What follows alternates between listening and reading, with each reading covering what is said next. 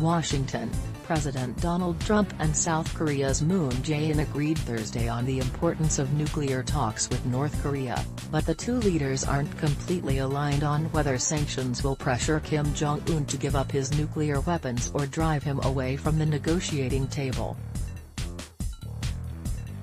Trump, in his first meeting with Moon since the unsuccessful U.S. summit with Kim in Hanoi, said the U.S. wants to keep economic sanctions in place to pressure Kim to denuclearize. But Trump said he retains good relations with Kim and didn't rule out a third summit or taking steps to ease food or other shortages in the repressive nation. "We want sanctions to remain in place," Trump said at the White House. "I think that sanctions right now are at a level that's a fair level." Moon, for his part, has called for an easing of sanctions, including those holding back joint economic projects between North and South Korea. But he didn't speak to the sanctions issue as he and Trump spoke with reporters at the start of their talks.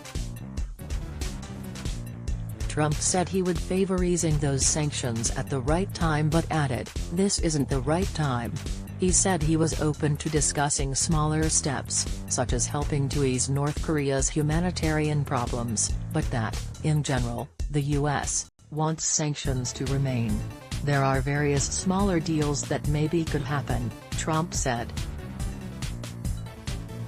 "You could work out step-by-step pieces, but at this moment, we're talking about the big deal. The big deal is we have to get rid of the nuclear weapons." Negotiations on Pyongyang's nuclear program appear to be stalled, and there is uncertainty over whether Kim is considering backing out of talks or restarting nuclear and missile tests. The Korean Central News Agency on Thursday said that at a party meeting on Wednesday, Kim stressed self-reliance in his country to deal a telling blow to the hostile forces that go with bloodshot eyes, miscalculating that sanctions can bring North Korea to its knees. Moon said it's important to maintain the momentum of dialogue and express a positive outlook to the international community that a third U.S.-North Korea summit will be held.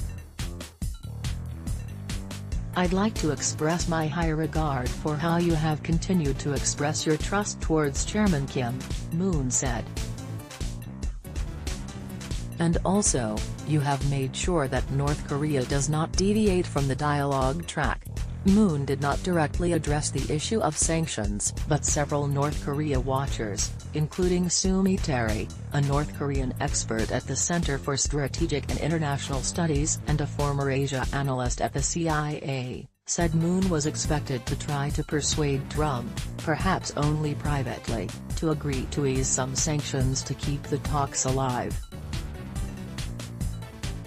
While Trump didn't rule out a third summit with Kim following his earlier two meetings with him in Singapore and Hanoi, Victor Cha, a North Korea expert from the Bush administration, wasn't as hopeful.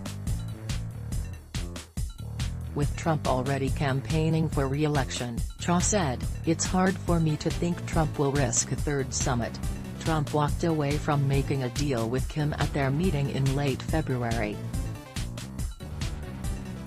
Trump said Kim was asking for sanctions relief without wanting to dismantle all his nuclear weapons programs. There is ongoing debate over whether harsh sanctions can pressure Kim to denuclearize or will keep him away from the negotiating table, Secretary of State Mike Pompeo told members of the Senate Foreign Relations Committee on Wednesday that the administration was engaged in efforts to negotiate a resolution to the nuclear standoff. "We are going to keep at it," he said. But there have been no public accounts of any progress since the Hanoi summit. Senator Jeff Merkley, D.O.R., assessed the denuclearization talks as stuck on first base. Merkley said the North Koreans had continued developing their missile program and were finding ways to circumvent economic sanctions strangling its economy. He cited a UN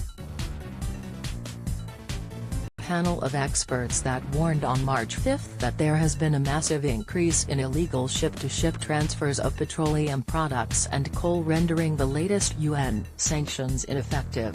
A senior administration official said Thursday that the U.S. and the international community had clearly defined the scope of North Korea's weapons of mass destruction and ballistic missile programs, have a shared understanding of what final, verified denuclearization entails and what meaningful progress toward that goal looks like. The official, who spoke on condition of anonymity to discuss the sensitive negotiations, said the North Korean position, so far, has fallen short of that understanding. North Korea's Deputy Foreign Minister Cho Sun-hui said last month that Kim would